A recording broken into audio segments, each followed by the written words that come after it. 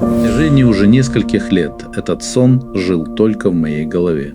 Этот далекий и таинственный остров Якусима. Это то место, которое звало нас сквозь бесчисленные загадочные видео и фотографии, сквозь шепчущие своей загадочностью истории и древние легенды. И вот, после долгих ожиданий, этот сон становится реальностью. Настал этот волшебный день. Сегодня 25 марта 2026 года. У нас все готово, чтобы выдвинуться в путь. Машина собрана и, несмотря на то, что сильно перегружена, ждет своей нелегкой участи возле дома. Велосипеды тоже гордо водружены на крышу машины и дополнительно закреплены для избежания неприятностей на дороге. Они выглядят так, как будто на крыше Кувуши, так кстати зовут нашего боевого коня, развернули большой пару. Что ж, по-видимому, это будет сложная дорога.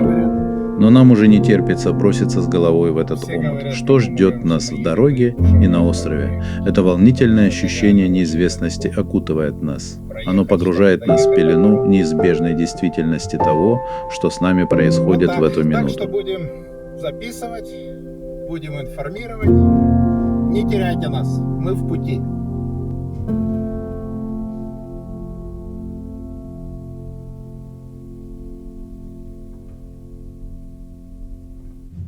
Итак, путешествие начинается. За первый день мы проедем более 800 километров. Из нашей любимой Таямы до маленького города Ивакуни, уютно спрятанного среди гор в глубине префектуры Хиросима. Сегодня нам предстоит пересечь 8 префектур. У нас одна дорога.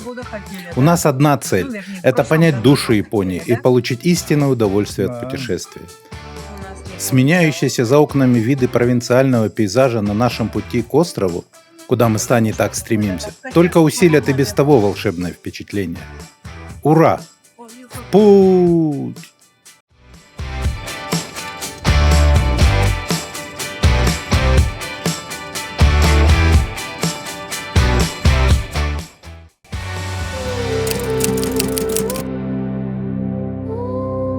Мы начинаем путешествие из нашей любимой Таямы. Как скрытая драгоценность, префектура Таяма раскинулась на северо-западном побережье Японии.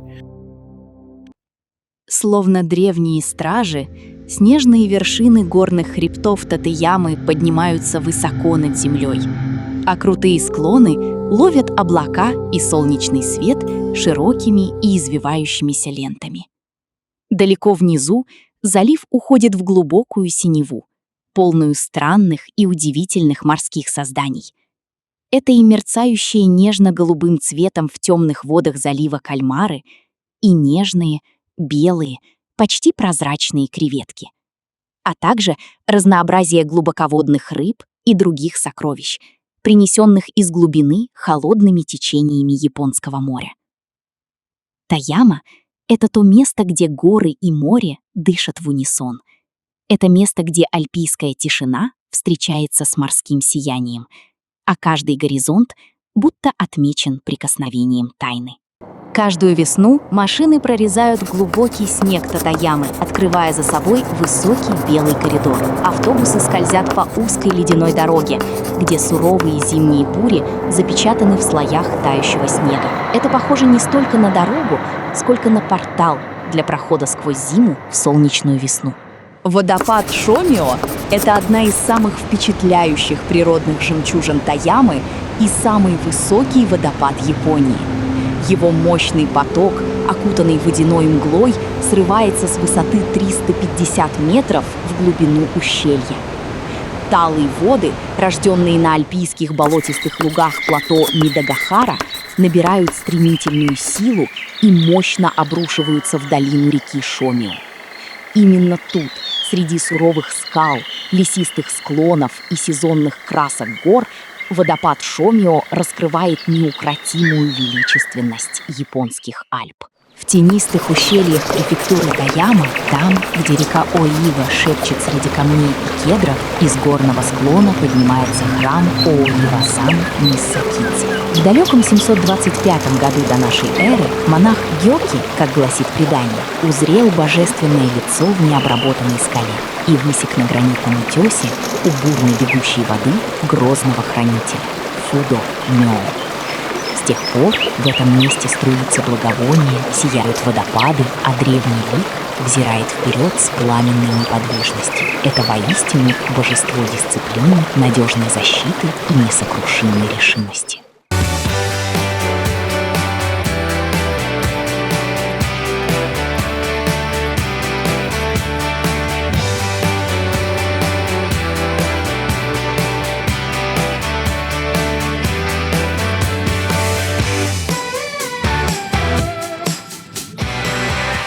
Наше приключение продолжается, развивается динамично очень. Вот пересекли первую границу между префектурами Таяма и Ишикава.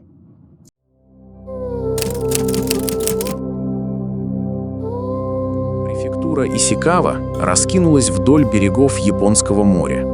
Там, где горы встречаются с Японским морем, а берег растворяется в серебристом горизонте. К северу полуостров Нота тянется в прибой. Скалы, рыбацкие деревни, берега, выточенные ветром, и бескрайняя синева. Остров Нота, казалось бы, мирно покоится в заливе Нанао, за которым воды раскрываются навстречу заливу Таяма. Здесь природа кажется древней и неукрощенной.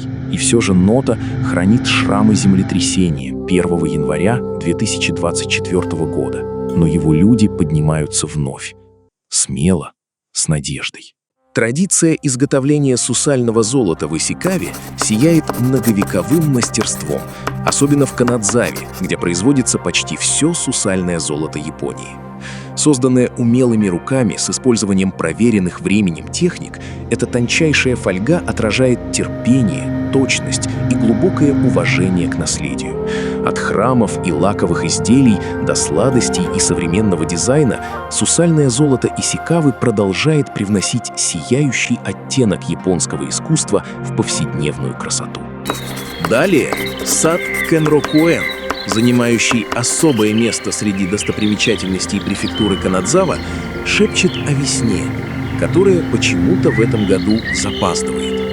Вместо свежей зелени деревьев и травы вдоль дороги пейзаж напоминает раннюю весну, когда природа еще не проснулась от лучей ласкового весеннего солнца.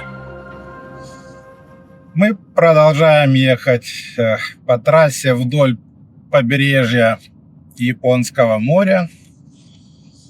Сейчас уже скоро будет граница префектуры Фукуй. И вот песчаный пляж, который находится справа от трассы, он достаточно много там интересных мест, одно из которых мы посещали неоднократно, называется Автопляж Чирихама. В этом месте стирается граница между сушей и морем, где правят бал седые облака, пронизывающий ветер и морские волны. По золотистому песку скользят автомобили, а над широкой линией прибоя кружат крикливые чайки, сопровождая каждого путника. Сюда приходят поймать волну или отдохнуть у моря в палатке или с удочкой в руках. префектура номер 2. Можем вычеркнуть. Въехали во вторую префектуру, префектура Фукуй.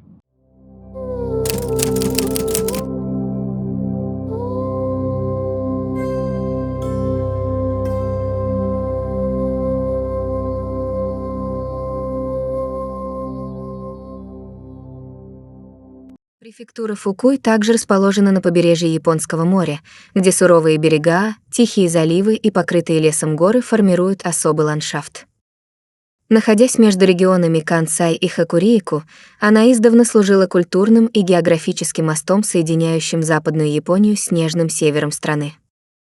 Префектура Фукуй сочетает морское богатство и горное великолепие, этот незабываемый облик величественного предгорья. В префектуре Фукуй сама земля шепчет древние предания и медленно раскрывает тайны, скрытые от людских глаз миллионы лет. Именно здесь нашли большинство окаменелых остатков динозавров в Японии. Музей динозавров у города Фукуй хранит незабываемые свидетельства далекого прошлого, древние тайны, терпеливо ждавшие своего открытия. Здесь, в Тоджинбо, 13 миллионов лет огня превратились в 35-метровые базальтовые скалы, возносящиеся в небо. Тоджинбо – это километровый обрывистый берег, израненный ветром и штормами, где в тайных бухтах поднимаются каменные столпы, похожие на связки граненых стержней. Это редкое геологическое чудо звучит как застывшая музыка вулкана.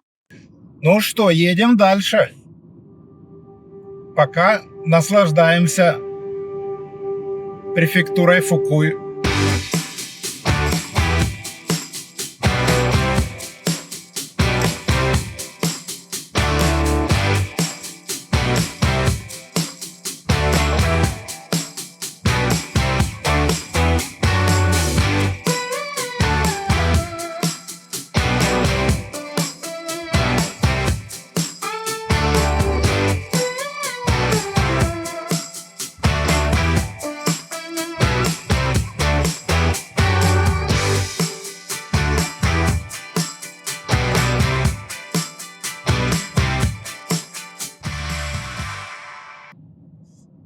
Вот и третья префектура, префектура Киото. Только что выехали мы из префектуры Фукуй и заехали в префектуру Киото.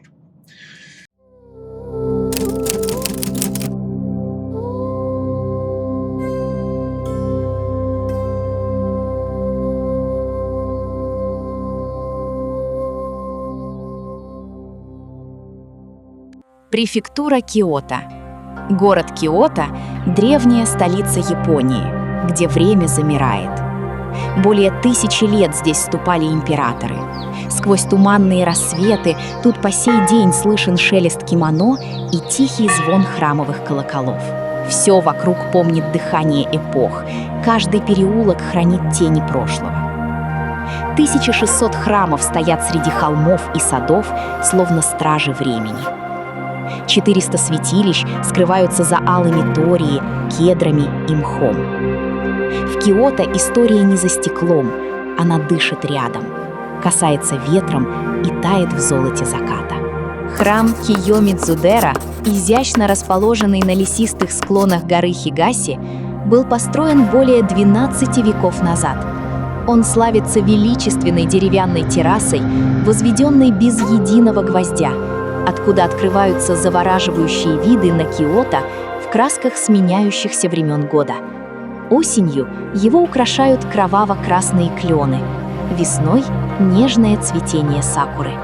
Создается впечатление, что священная красота храма не подвластна времени.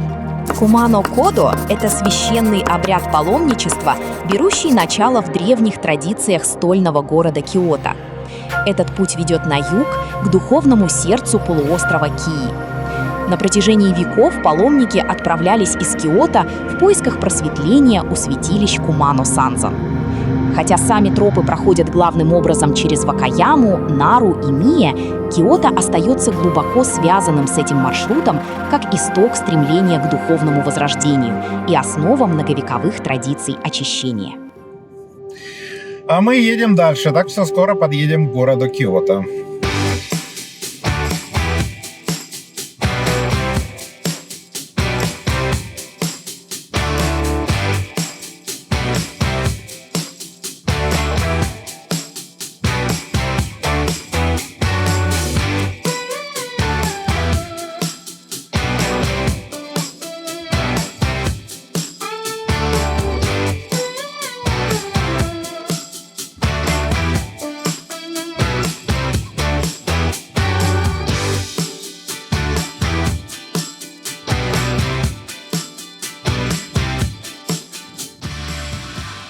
Ну, здравствуй, очередная префектура.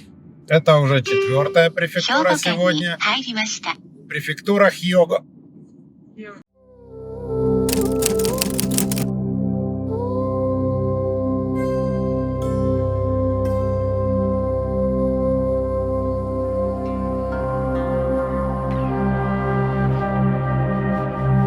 Префектура Хёга также расположена в регионе Кансай на западе Японии и простирается от Японского моря на севере до внутреннего моря Сета на юге. Префектура известна живописными морскими портами и космополитичной атмосферой. Хёго предлагает богатое разнообразие впечатлений. От расслабляющих горячих источников, таких как Арима и Киносаки, до красивых прибрежных зон, гор и традиционных городков и затерянных деревень, что делает префектуру Хёго идеальными воротами для знакомства как с современной, так и с неподвластной времени традиционной Японией. Символ префектуры Хёго — это замок Химедзи. Это застывшая в камне белоснежная мечта самурайской эпохи, парящая над городом, словно белая цапля. Его история началась в 1333 году, когда Акамацу Наримура возвел здесь первое укрепление. А нынешний величественный облик замок обрел в 1601-1609 годах благодаря даймо Икеди Терумаси. Пережив пожары, войны и землетрясения, Химедзи сохранил свою почти нетронутую красоту.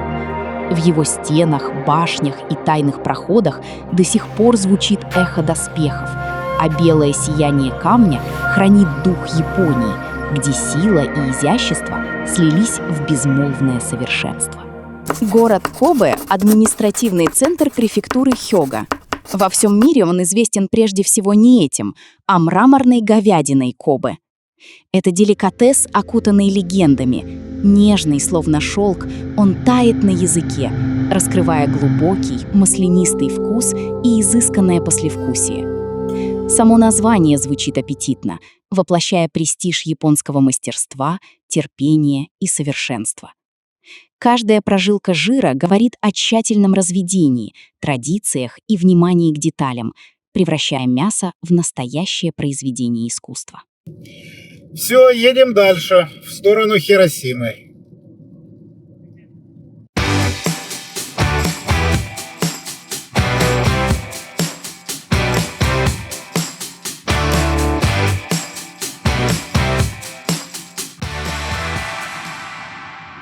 Долго ли, коротко ли, едем под дождем.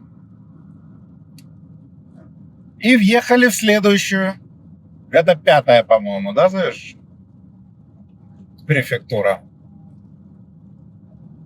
Ну, не знаю. Но неважно, какая, но это новая префектура. Мы выехали из префектуры Хиёго и въехали в префектуру Окаяма. Окаяма, да.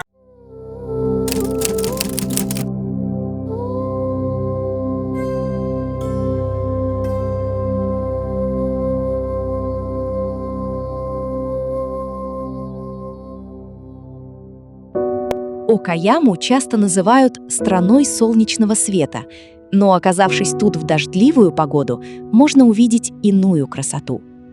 Горы Тюгоку смягчаются плывущим туманом. Рисовые поля и реки сияют, словно зеркала, а серое небо придает пейзажу тихую, поэтическую глубину. Под дождем Окаяма кажется более камерной и кинематографичной. Каналы Курасики становятся темнее и отражают свет еще глубже. Горные лесные склоны и участки наполняются свежим зеленым сиянием, а внутреннее море Сета будто лежит под серебристой вуалью. Не яркое и радостное, а спокойное, атмосферное и завораживающе меланхоличное. В смягченным дождем сердце Окаямы сад Коракуэн ждет, словно скрытая драгоценность за серебряной завесой воды. Один из 3 великих садов Японии, созданный с вечной грацией и тихой точностью. Каждая тропинка, пруд, мост и тщательно продуманный вид словно дышат культурной душой Японии, приглашая нас в мир, где природа и традиции существуют в совершенной гармонии. Даже под серым небом Окаяма кажется нежной и утонченной, местом, где красота раскрывается не сразу, а медленно, как тайна, которая вот-вот станет явной. В префектуре Окаяма выращивание персиков – это тихая традиция, взращенная под мягким солнцем заботливыми руками. Каждую весну сады расцветают нежно-розовым цветом, а затем медленно созревают самые ценные в Японии белые персики. Их упаковывают очень бережно, словно сокровища. Земледелие в этих местах кажется почти церемонией, гармонией климата, мастерства и преданности, передаваемой из поколения в поколение.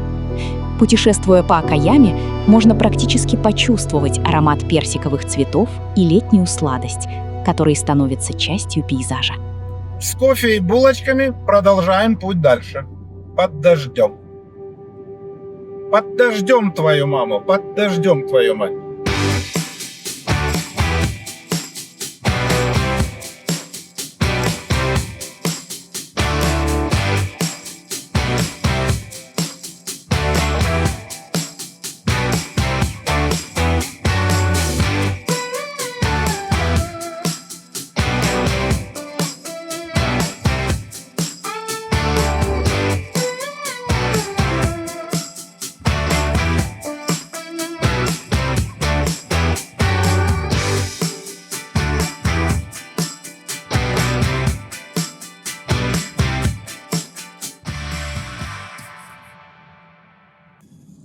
Вот въехали в следующую префектуру. На этот раз префектура Хиросима.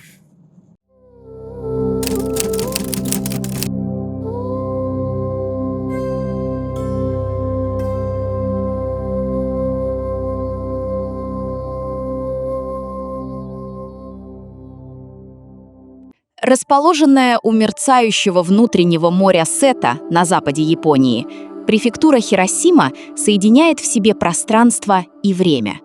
Тут горы спускаются к тихим водам, а история витает в воздухе, словно приводящий в ужас шепот.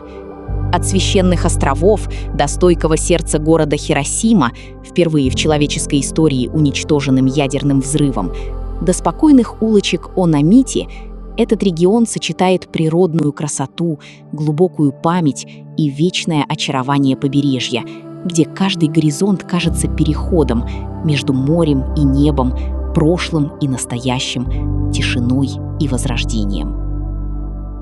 Хиросима – место глубокой памяти, тихой скорби и редкой красоты. В самом сердце города – мемориальный парк мира и музей атомной бомбардировки 1945 года бережно хранят свидетельства трагедии, изменившей ход истории. Здесь каждый камень, каждый бумажный журавлик и каждый взгляд, обращенный к мемориалу, напоминают о миллионах человеческих судеб, о боли утраты и о силе памяти. Это пространство не только скорби, но и надежды. Призыв ко всему миру помнить прошлое, ценить жизнь и стремиться к будущему без войны. Ицукусима или Миядзима поднимается из залива Хиросима словно священный сон между морем и лесом, где древние храмы покоятся под шепотом деревьев. У самого берега великие алые ворота Тории стоят в приливных водах, наполовину врата, наполовину видение, сияя над водой, словно отмечая границу между земным и божественным. Во время прилива они кажутся парящими, безмолвными и величественными, направляя взгляд к святилищу Ицукусима, храму XII века, созданному верой, ветром и волнами. Дождь льет не прекращаясь, но мы едем. Никуда уже все, едем дальше.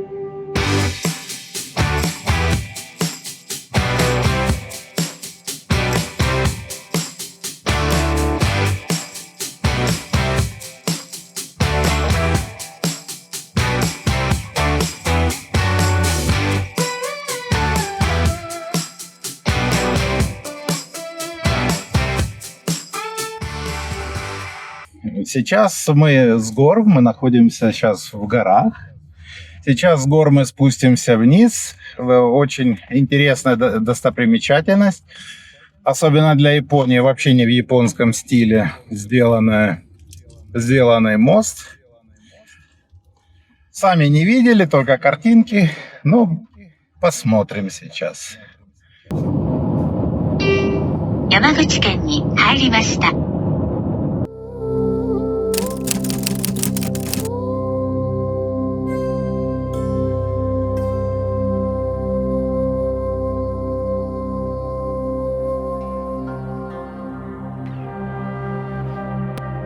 На западной окраине главного японского острова расположена префектура Ямагучи. где горы спускаются к тихим морям, а история ощущается среди старинных городов, священных святилищ и извилистых прибрежных дорог. Омываемая водами внутреннего Японского моря и Японского моря, Ямагути сформирована водой, камнем и временем. От известняковых пещер и изумрудных островов до древних арочных мостов и улиц эпохи самураев. Это место, где прошлое Японии тихо дышит, а каждый горизонт зовет отправиться дальше. Возведенный самураями в 1673 году, чтобы усмирить пожирающую все на своем пути реку, этот 200-метровый мост города торжествует над бушующими потоками. Виртуозное сплетение кипариса, сосны и каштана обеспечивает гибкость и нерушимую прочность этой конструкции.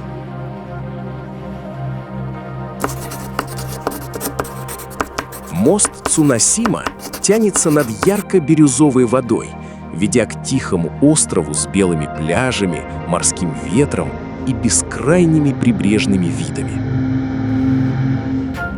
Это один из тех пейзажей, которые кажутся почти нереальными, спокойными, просторными и по-настоящему кинематографичными.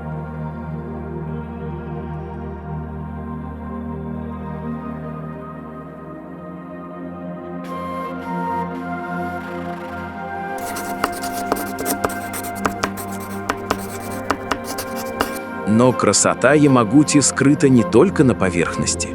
Под известняковым плато Акиёсидай находится пещера Акиёсидо. Эта пещера является одной из крупнейших и самых впечатляющих пещер Японии. Внутри ее огромные залы, древние скальные образования и звенящая тишина. Это величие раскрывает нам тот тайный мир, который формировался на протяжении миллионов лет. Так вот ты какая, префектура Ямагути. Едем дальше.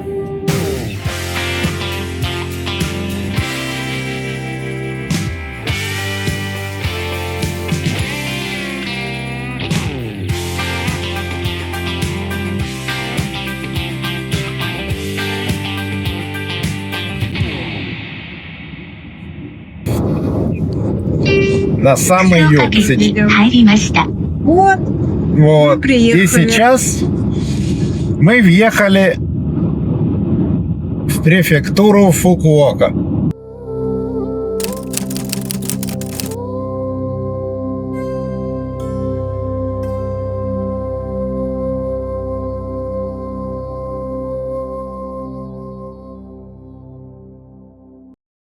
Расположенная на северном берегу острова Кюсю, префектура Фукуока раскрывается словно ворота между Японией и широкими морскими просторами Азии. Здесь ветры моря Генкай переходят в спокойное сияние залива Хоккайдо, а огни современного города сливаются с морскими горизонтами. Именно здесь дымящиеся чаши рамена гармонируют с освещенными фонарями уличных ларьков ятай, создавая уют под ночным небом. От священных троп Дадзайфу до неугомонного ритма города Фукуока. Здесь культура и океанский бриз движутся вместе. Это и есть познание души южных регионов Японии. Находящаяся в непосредственной близости к Корейскому полуострову и расположенная вдоль основных морских путей, Фукуока исторически развивалась как центр торговли, дипломатии и культурного обмена с Кореей, Китаем и другими странами. Ее портовые районы принимали купцов и паломников, способствуя проникновению товаров, технологий и обычаев, обогативших развитие Японии. Связь с континентом придала Фукуоке особый характер, открытый внешнему миру, активный в торговле и культурно разнообразный, с широкими связями далеко за пределами страны. Фукуока – одна из гастрономических столиц Японии, известная яркими вкусами, местными ингредиентами и оживленной кулинарной культурой. Город славится раменом Хоккайдо с насыщенным бульоном тонкацу, а также мацунабе, мидзутаке, ментайко и свежими морепродуктами. Уличные палатки ятай придают ему особое очарование, предлагая простую и вкусную еду в дружелюбной атмосфере. Благодаря сочетанию традиций и доступности Фукуока считается настоящим раем для любителей еды.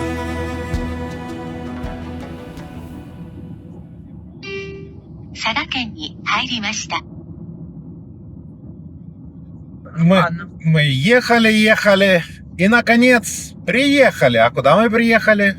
В префектуру Сага.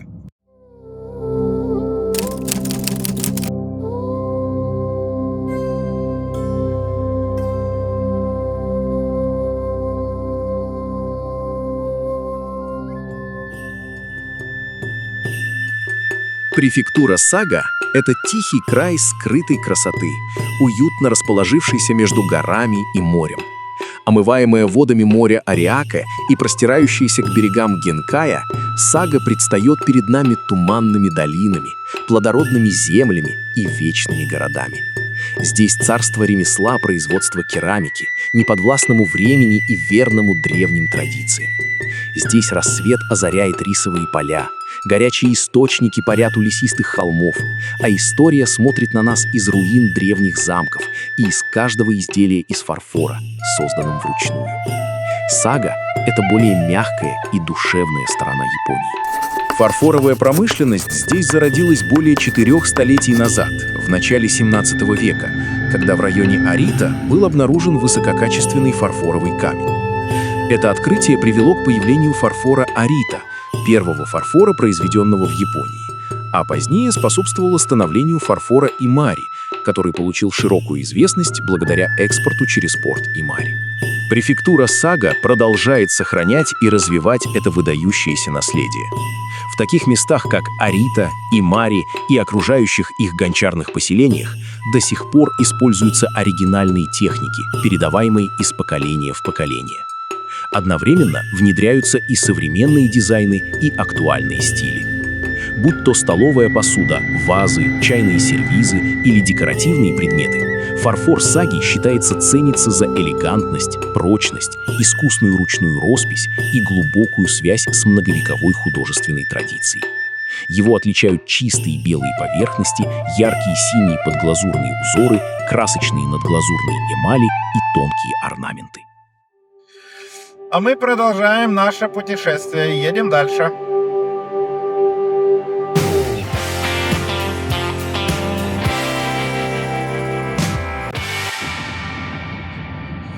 Въехали мы в очередную префектуру Кумамото. Кумамото, да.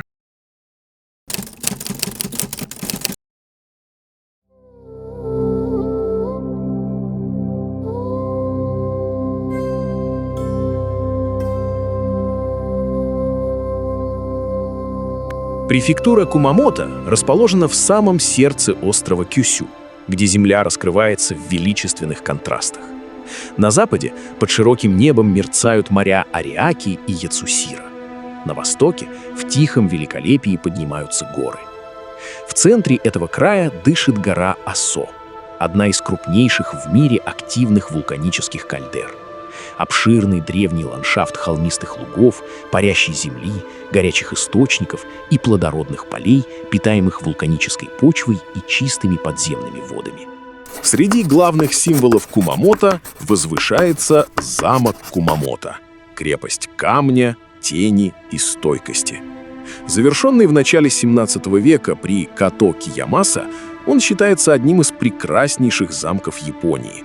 Его черно-белые башни и мощные стены словно вырастают из земли.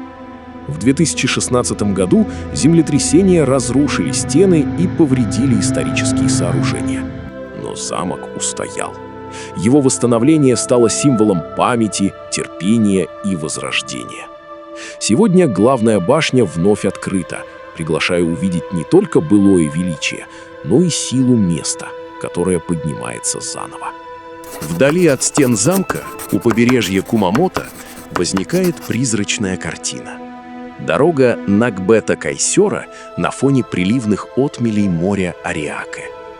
Во время отлива она уходит через серебристо-бурую равнину. С возвращением моря границы земли, воды и неба стираются. Ряд электрических столбов на горизонте создает сновидческое, безмолвное видение.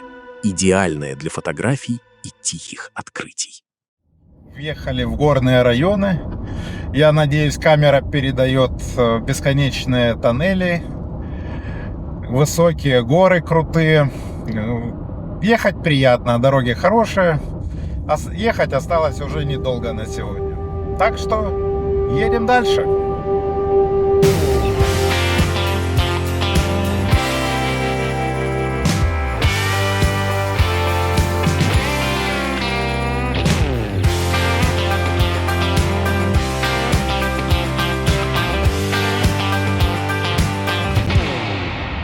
Вырвались на просторы.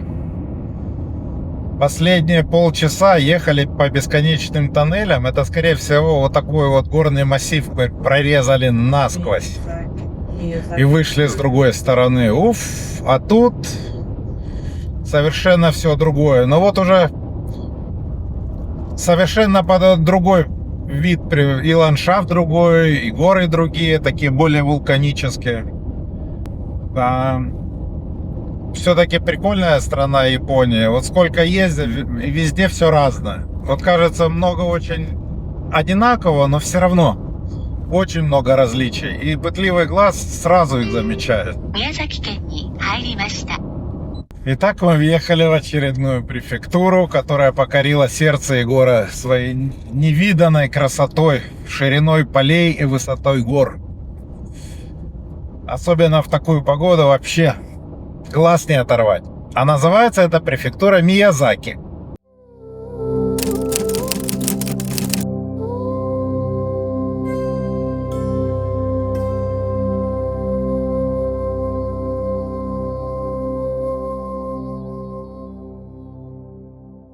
Префектура Миядзаки ощущается как нежный выдох Японии. Это один из ее самых теплых, залитых солнцем уголков, вдали от городского ритма Фукуоки. Здесь Тихий океан накатывает синими волнами, пальмы качаются над тихими прибрежными дорогами, а золотой свет задерживается на пляжах, созданных для серфинга, пропитанного морской солью бриза и неспешных дней у океана. Это место тропическое, легкое и удивительно безмятежное. По преданиям, здесь образуется портал между нашим миром и небесами, где древнейшие сны Японии мерцают в тени кедров, в вулканическом камне и в сиянии морского бриза. В Коджики и Нихон-сёки, двух древнейших сохранившихся артефактов истории и мифологии древней Японии, его долины и побережья представлены священной землей Аматерасу с божественной родословной. Тут на рассвете туман обвивает ворота святилищ, реки искрятся, словно зеркала, а горная тишина говорит о том, что миф здесь не гость, он живет тут, направляя паломников к ущелью Такатиха. Ущелье Такатиха высечено огнем и временем. Его вулканические базальтовые скалы возвышаются над изумрудной рекой, а водопад Манай низвергается серебристой завесой, рассеивая в солнечном свете туман, будто сам каньон пытается накрыться вуалью, сотканной из прохладной водной пелены. Завороженные этим видом туристы, на лодках, скользящие по прозрачной воде, попадают в тихий, кинематографичный мир, где вода сияет, тени движутся словно легенды, а древние мифы отзываются эхом от каждой скалы. В сумерках ущелье становится похожим на сон, окутанное птичьим пением, водяной дымкой и мерцающим зеленым покоем. Нам осталось меньше 50 километров уже, так что подгребаем мы к самому кончику острова Кюсю. Едем! Не успели мы насладиться красотами префектуры Миязаки, как она вдруг переросла в конечную префектуру нашего путешествия, префектуру Кагашима.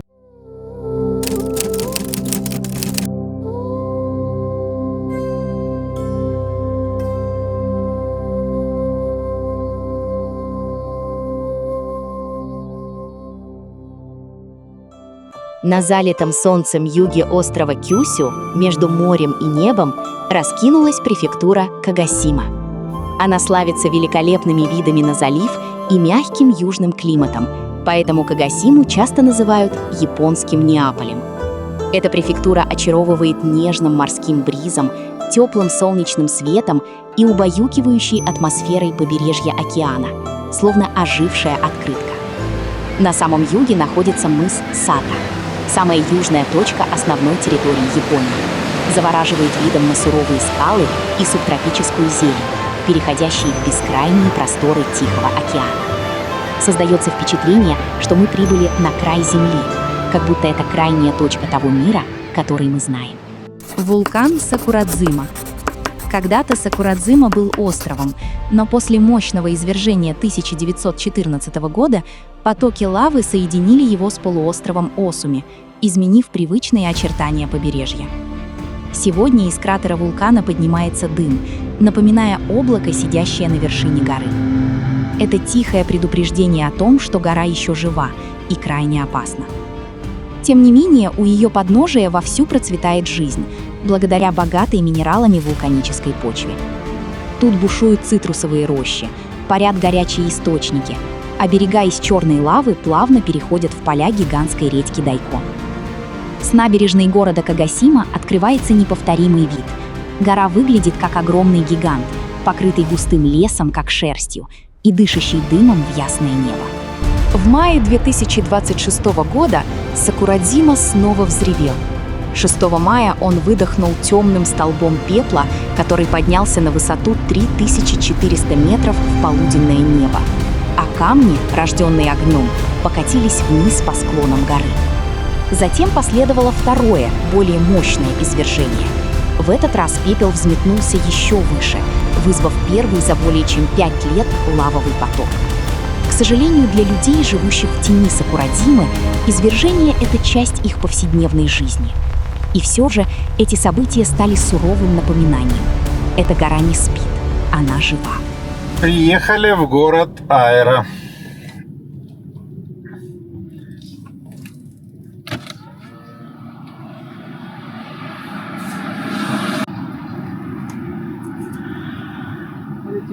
Конничева.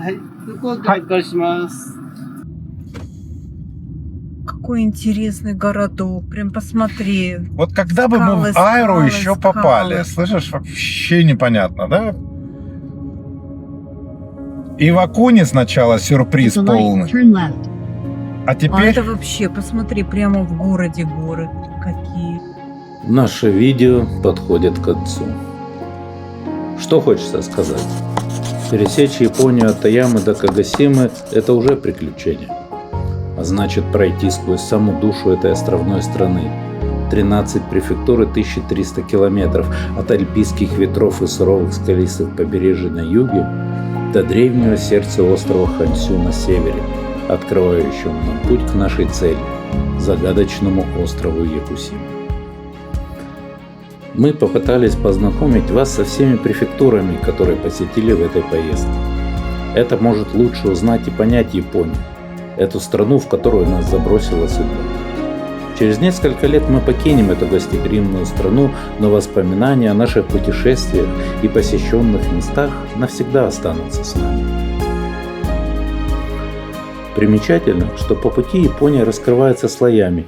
Тихие долины с деревянными мостами, построенными без единого гвоздя, прибрежные дороги, следующие загадочным изгибам побережья, старинные города гончарных мастеров, первобытные кедровые леса и пляжи с пальмами, омытые золотым светом и обдуваемые нежным морским бризом.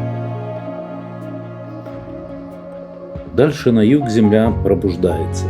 Миф и реальность смешиваются там, где базальтовые утесы ущелья охраняют изумрудные реки, а древние вершины грозного вулкана выдыхают пепел в небо. Непрерывный, изящный спуск от Японского моря к залитым солнцем, дымящимся горизонтам Кагасимы – это не просто преодоление расстояний, а путешествие сквозь живые стихии и культуру Японии.